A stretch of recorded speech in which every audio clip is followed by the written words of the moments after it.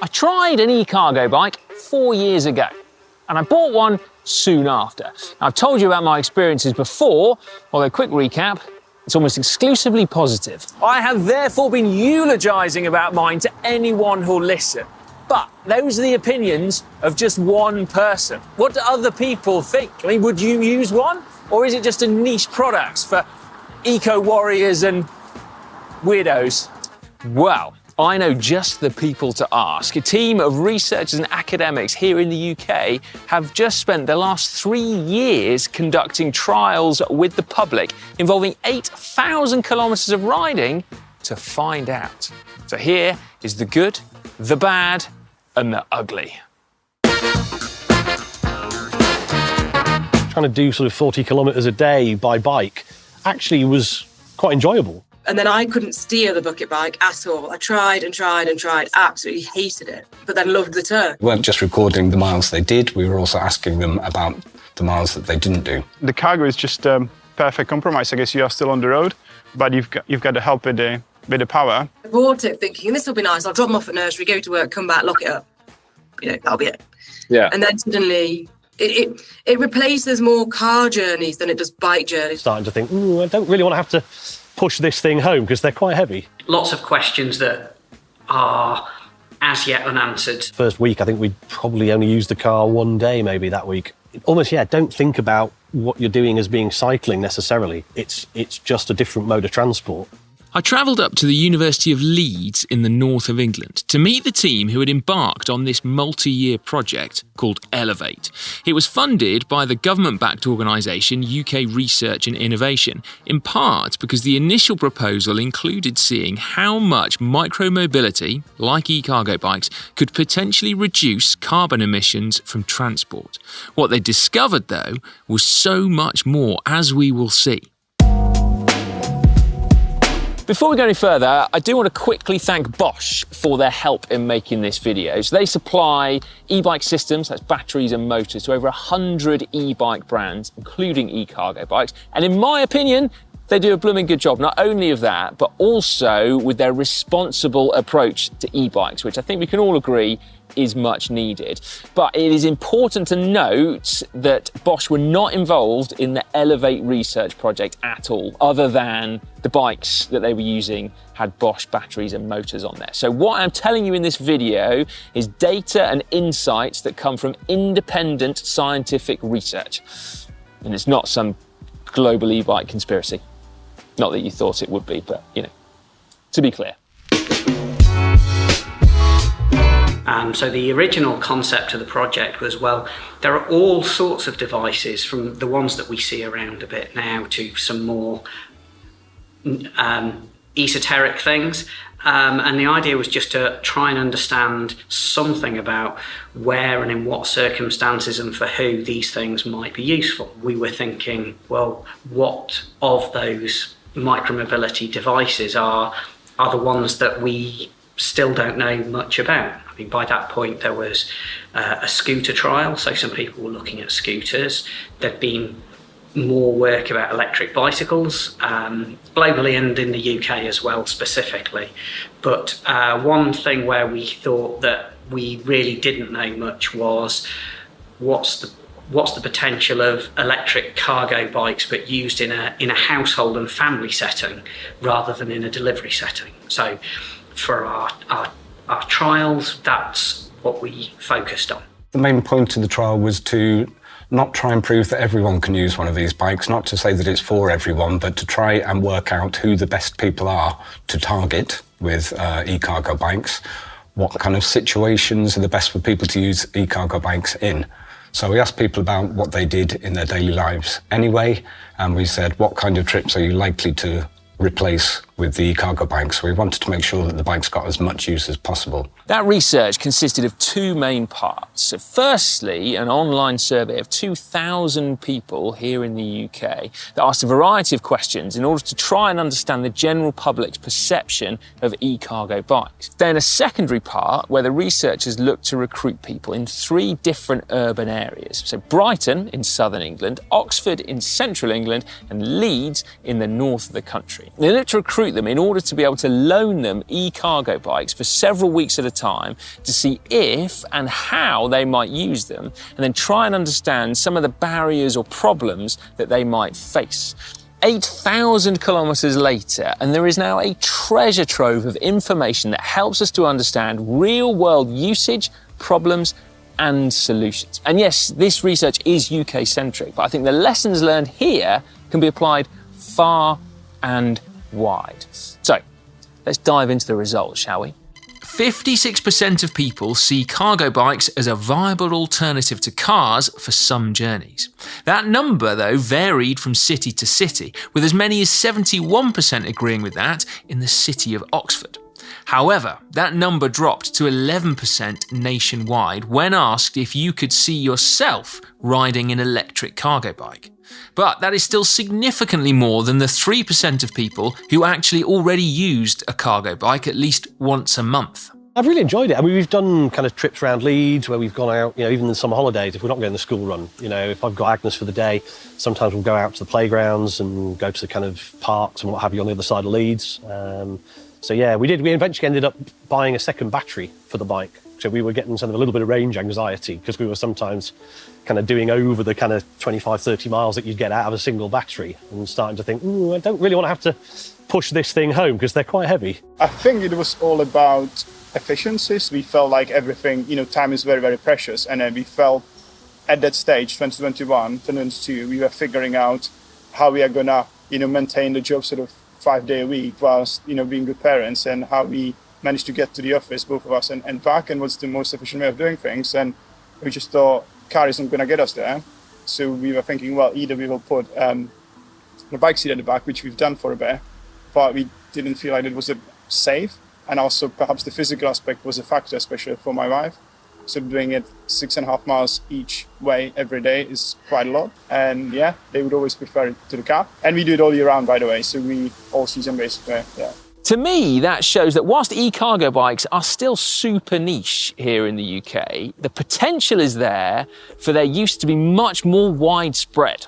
So what's stopping it? Well, we'll get onto that in a minute, because what I also found really interesting from that survey data is that whilst there's this culture war that seems to be going on in the UK and actually worldwide between cyclists and car drivers, actually, when you look at it, the number of people who felt that e-cargo bikes were not a viable alternative to some car journeys was actually just 20%, which is way less than the majority that it's often perceived to be. And this is super important, right? Because 56% of people said that they did think e-cargo bikes were a viable alternative. So whilst if you're riding an e-cargo bike, you might currently be in the minority, you have the support of the majority.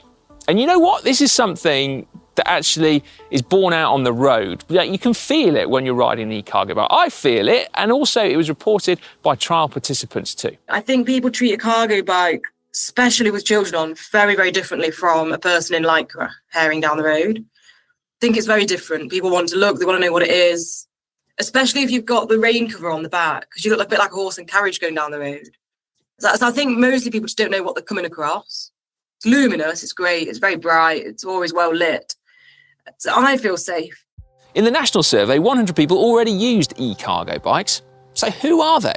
Well, it's suggested that the current e-cargo bike usage is dominated by younger age groups, males, and by people based in London, a place with a high use of e-cargo bikes that are used for commercial purposes. So potentially, it was for people's work.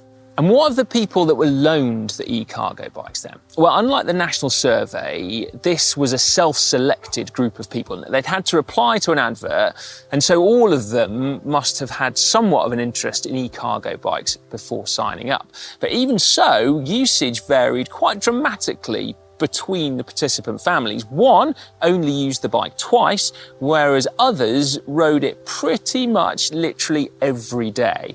The average, though, was about 3 times per week, and the median trip length was 2.6 Ks. The mean trip length, though, was 7.8 Ks, suggesting that some people were more than happy racking up some pretty big miles on it. Around half of the trips made and half of the distance travelled involved carrying passengers, usually children. We did find that our participants were more likely than average to be middle-aged, to be over £50,000 income in the household, to be a kind of competent cyclist at least, and also to have young children. So we expected that people with young children would be particularly attracted by the project. So these people did self-select themselves in a sense, and we weren't trying to say that the results are applicable to the whole of the UK. You know, there's 60% of all car trips are 5 kilometres or less. So you can say that the technical potential for the e-cargo bike is to replace all of that, and you could come up with a figure. But the point of doing the qualitative research is to talk to them and say, you know, why are you able to use this bike, and what is it that stops you using it for all of your trips, so that we get a better picture of what is actually realistically feasible in terms of replacing car trips with electric cargo bikes or with e-bikes or with cycles. Of all the journeys reported, 50% of them replaced a car, which is brilliant. But what's also brilliant is that 10% of those journeys wouldn't have happened at all if it wasn't for the e-cargo bike, suggesting that the bike itself opened up new opportunities, and showing, to me anyway, that induced demand is also relevant to cycling. That is to say, that if you make cycling easier, people will cycle more. We don't think they're a magic bullet. You know, do not give one of these to every person in the country, because it's not the right thing for everyone. But for some households, we think that it really helps them to make some journeys that previously they would have felt they needed a car for. Things where they needed to carry things like shopping or carry their kids to places, for example. We found that when we lent bikes to people, so the first set of trials we did over summer 2023, the bikes travelled about 8,000 kilometres, and about half of that distance was replacing car usage, that feels like a very positive thing. Perhaps the biggest question though, what happened after the trial ended? Well, 65% of participants said that they were more likely to now buy an e-cargo bike, although 67% of people said that cost was an issue. But nevertheless, 20% of participant families went on to buy an e-cargo bike. Now, you couldn't say that 20% of all families nationwide would therefore buy e-cargo bikes if they'd been loaned them, but you could say still that 20% in some areas would be 20% of a very big number indeed. We also did some number crunching at the end, and we found out that it was 37% of people had increased their ownership of bicycles, so normal bicycles. So we had people buying electric cargo bikes. That was 20% of our participants. The household bought an electric cargo bike. 10% of the households had added to the number of e-bikes they had, and 37% of the households had actually just increased the number of bikes in the household. So it definitely got non-cyclists to be more confident cycling. It also kind of electrified the ones who were keen cyclists anyway, and some people made the switch from bikes to e-cargo bikes, or from e-bikes to e-cargo bikes. Now, whilst it is great to hear from people who, like me, are e-cargo bike converts, it might also be enlightening to try to understand what some of the barriers that people might face are. What's putting them off? Well, brilliantly, with the two data sets that we have with the Elevate project, the nationwide survey, remember, where 97% of people hadn't ever ridden a cargo bike, plus the participant study where people were loaned e-cargo bikes, we can actually directly contrast perceived barriers with the actual barriers that people face when they have an e-cargo bike. A great piece of research from Glashant et al. From the Elevate team summarises exactly this. They split the barriers into three categories: spatial, material, and societal. Spatial being aspects like cycling infrastructure and parking, material being things associated with the bike like the cost or batteries, and then societal being the wider perceptions of it, like they're not for me, I'm not an eco-warrior, or they're not for me because I would feel like a weirdo. I was particularly interested to hear what participants felt were the barriers regarding the bikes themselves, in part because I am a cycling nerd, but also in part to see whether or not the recent tech developments on the latest generation of e-cargo bikes have actually already addressed them. Of course, it depends on which bike you are looking at specifically, but given, as we've already heard, that Bosch supply batteries and motors to over 100 e-bike brands, I'm going to talk you through it from their perspective. Now, batteries is a particularly hot topic, no pun intended. Illegal e-bikes are everywhere, and they're making the headlines from everything from their dangerously fast, illegal top speeds to horrendous battery fires. And I think it's the latter that's leaving people with anxiety about owning their own e-bikes. But to be clear, this is absolutely not the same thing as an illegal e-bike, not at all. No one has anxiety about owning an electric car from a reputable brand, and so the same is true from owning an e-bike fitted with a Bosch motor and battery. There are various ways that safety margins are built in to these batteries. I will spare you the details, but a quick thing to know when you're buying an e-bike or an e-cargo bike is to check that the battery has the relevant certifications on there. So in this case, look, you can see Europe and UK, so it's built to the relevant standards. Now, another thing to know is if you're buying a second-hand e-bike, which has a Bosch system on there, is that you can input the serial number of the battery into a place on the Bosch website, and they will be able to tell you whether or not a service case has already been registered for this particular battery, so you can have confidence that it works properly. Effectively though, the short answer is that if you're buying a reputable e-bike from a reputable e-bike dealer, you shouldn't have anything to worry about. Plus, I think it's also worth noting that brands like Bosch are really well placed to advise and lobby governments to make sure that e-bike standards are maintained and that everyone is aware that there is a clear distinction between an electric bike and effectively an electric motorbike. What else? Well, security concerns were high on the list, both of the general public and also the participants who tried the e-cargo bikes. And fair enough, right? Because bike crime is a pretty major issue, and these bikes are particularly desirable, quite expensive. However, it is worth noting that there is a lot of tech built into these bikes that makes them harder and less desirable to steal. So one of the things was people were asking for some kind of removable starter. And with some Bosch-equipped e-bikes, you have exactly that. So by removing the display, the e-bike motor is disabled until you put the display back. On others, which have something called the Bosch Smart System, not only do you have a removable display, but you can also set up your phone to act as a key as well. So if you wish, you can connect it to the e-bike via Bluetooth, meaning that if your phone isn't present, then the e-bike will be disabled. Some e-bikes with the Bosch Smart System have something else as well called the Connect module, which enables a raft of additional features like an alarm, so that if the e-bike is moved when you're not nearby, the alarm is triggered and you get an alert on your phone. Nothing to see here, everyone. Nothing to see. This is a feature actually that comes with a subscription that you can get on the Bosch e-bike Flow app, which has a whole load of additional features on here as well. So one of which is that aforementioned Connect module also has a tracker built into it as well. So if you get that alert, say your e-bike has been moved and you're not with it, you can see its precise location at all times, and then should you need to, you can also share a tracking link with other people so they can see it too. Dare I say it, the police, for example. And to be clear, that Connect module tracker, it's not a passive tracker like an AirTag. It actually uses mobile phone signal to broadcast its location.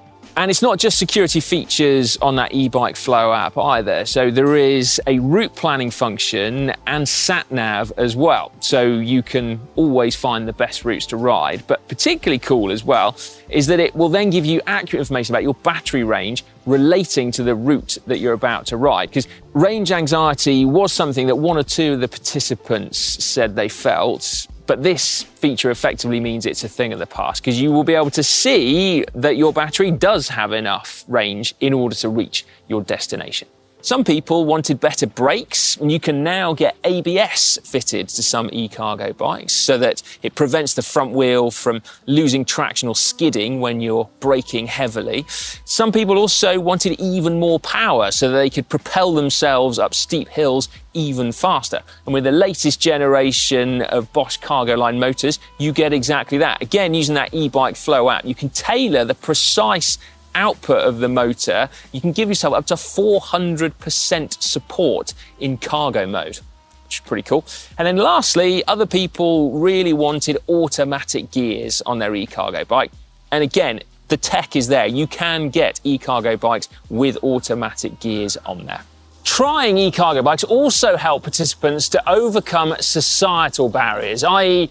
the stigmatisation of cyclists. Here in the UK, research has shown that people regard cyclists as being risk takers or assertive or just deviant from the norm. Some people even think that cycling is a political statement, which I think is absolutely bonkers. But nevertheless, those opinions were picked up in the nationwide survey. But participants who'd used the e-cargo bikes actually found that their interactions with people in real life were way more positive. Once again, perception differs from reality.